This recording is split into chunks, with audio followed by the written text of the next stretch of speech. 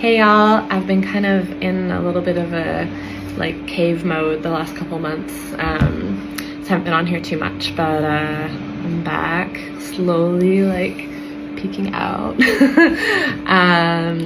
Yeah, and I just want to jump on here today and talk about grief and this idea that if we're doing okay, we don't need to do grief work. I've been hearing from people lately who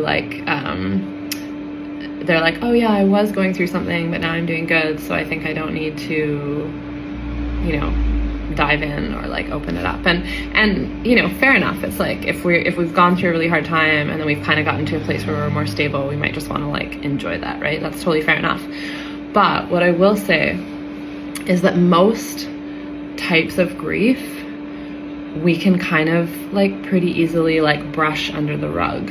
We can kind of numb out a little bit, or just distract ourselves, focus on something else, and we can kind of not have to address grief until we get to a point where we have a major loss, or something majorly intense happens in our lives and we're really brought to our knees. And so oftentimes, a lot of the time when people come to me or into my community, it's because they've had a major loss, right? And I find it so kind of heartbreaking because, while it's great, to come in and get support and do the work, and it can be an incredible, transformative, initiatory kind of experience to go through major loss and then to discover this type of grief work the way that we do it, somatic grief work, where we actually access held grief and trauma in the body and really move it through.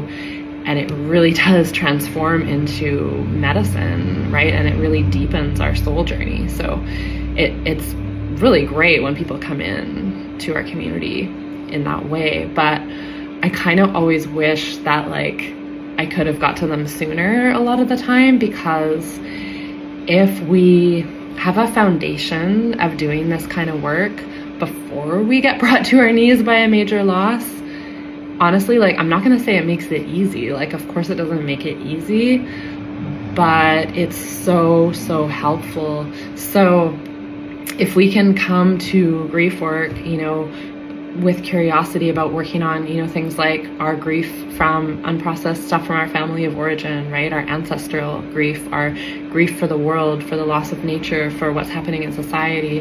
If we can be willing to kind of start with addressing those kind of things, then, when the bigger, major loss stuff comes along, it is easier because we already have a set of skills and practice.